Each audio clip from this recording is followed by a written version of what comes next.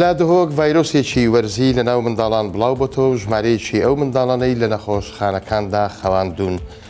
لە هەرێمی کوردستان حکومەتی هەرێم لە هەوڵی ئەوەدایە کە تەواوی قوتابخانەکان لە ڕێگەی سیستەمی خۆرەوە وزەی خۆرەوە کارەبایان بۆ دابین بکات. سڵاوتان لێبێت. حکومەتی هەرێمی کوردستان دەیەوێت قوتابخانەکان لە هاڕەهاڵی مۆلیدە ڕزگار بکات و کارەبایان بکاتە 24 کاتژمێری. لەو پێناوەشدا 81 قوتابخانە بە وزەی خۆر ڕوونا کردوتەوە. بە پێی ڕاگەیاندراوێکی حکومەتی هەرێمی کوردستان سیستەمی کارەبا بە وزەی خۆر بۆ 81 قوتابخانە لە پارێزگاکانی هەولێر، سلێمانی، دهۆک، کەرکووک، هەڵەبجە و ئیدارە سەربەخۆکان دانراوە. بۆ هەمان مەبەست بڕی 5 میلیارد دینار بۆ 76 قوتابخانەی دیکە تەرخان کراوە. ئاماژە بەوش کراوە ئامانج لە دانانی ئەو سیستەمە دابینکردنی کارەبای 24 کاتژمێریە بۆ قوتابخانەکان و لەو ڕێوە قوتابخانەکان پێویستیان بە کارەبای مۆلیدە نامێنێت.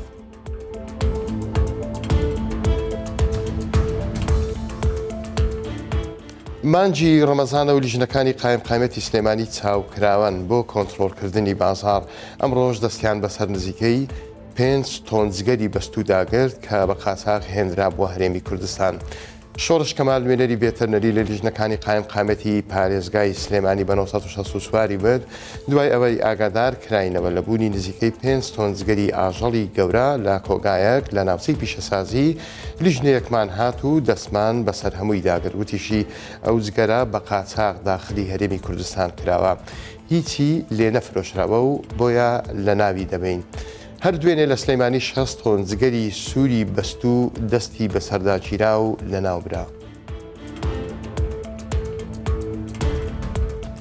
ڤایرۆسێکی وەرزی لەناو منداڵانی پارێزگای دهۆک بڵاو بۆتەوە. تا ئێستا 200 منداڵی تەخت کردووە.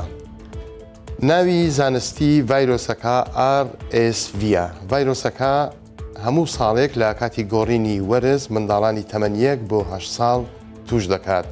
دکتۆر نزار بەکر بەڕێوەبەری نەخۆشخانەی هێوی منداڵان لە پارێزگای دهۆک بە 1964 برد نزیکەی هەفتەیەکە ڤایرۆسەکە لە ناو منداڵان بڵاو بۆتەوە و تا ئێساش 200 منداڵ لە نەخۆشخانە خەوێنراون کە زۆرینەیان لە ژێر ئۆکس زیندان وتیشی ڕۆژانە نزیکەی 350 بۆ 400 نەخۆش سەردانی نەخۆشخانەکە دەکەن و چارەسەر وەردەگرن. کۆکا پەسی و پژمین و تا لە نیشانەکانی نەخۆشیەکەن بەڵام هەندێک جار دەبێتە هۆی هەناسە تەنجی و سیخەی سنگ. نەخۆشیەکە 3 بۆ 7 ڕۆژ ئەخایەنێت و لە ڕێی هەناسەشەوە گوازرێتەوە. هەمومان دەزانین ئەجری دایک هێندە گەورەیە کە ئەگەر هەموو ژیانی پێ ببەخشی هێشتا کەمە. ئێستا گەنجێکی تەمەن 22 ساڵی شاری هەولێر بڕیاری داوە گورچیلەیەکی خۆی بەدایکی ببەخشێت. زیرەک چاوەڕوان ناوی گەنجەکەیە کە گورچیلەکە دەبەخشێت.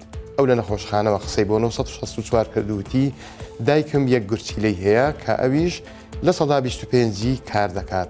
نزیکەی ساڵێک ئەبێت تەواو بێهێز بووە. 7 مانجیشا بە گورچیلەی دەستکرد کاری شوشتنەوەی بۆ ئەنجامەدرێت وتیشی بە گورچیلەیەک ناتوانێت قەرەبووی ئەجر و زەحمەتەکانی دایکی بکاتەوە تەنها بۆ باشتربوونی باری تەندروستی دایکی و وەکوەفایەکی کەم بڕیاری داوە ئەم کارە بۆ دایکی بکات.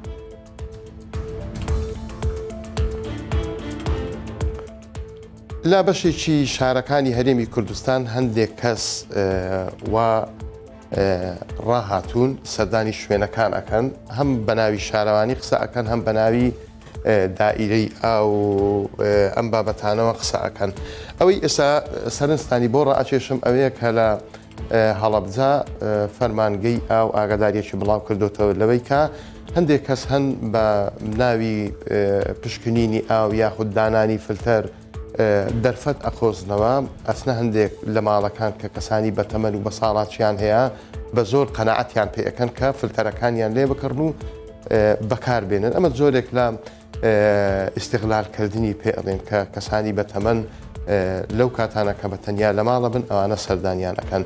دوێنێش لە سلەیمانی شتێک بڵاو کرایەوە کە شارەوانی سلێمانی دوای کۆبوونەوەی لە سەر سکاڵای هاوڵاتیەک بڕیاریدا کە هەندێک کەس بە ناوی بەشی زێدەڕۆی شارەوانی پارە لە هاوڵاتیان وەرگیراوە ئەڵێ ئێمەلیان بێبەرین و ئێمەنین ئەو کارانە ئەەکەین و داواشی کرد هەر کەسێکیان بینی کە بەو ناوە هات داوای پارەی لێکردن یاخود هەر مامەڵەیەکی لەگەڵکردن بە زووترین کات شارەوانی یاخود بنکەکانی پۆلیسی لێ ئاگادار بکەنەوە چونکە ئەڵێن ئەو کارانە هەر هەمویان چ ئەوەی هەڵەبجە چ ئەوەی سلێمانی ناقانونیە و ئەکرێ ڕوبەڕووی یاسا بکرێنەوە.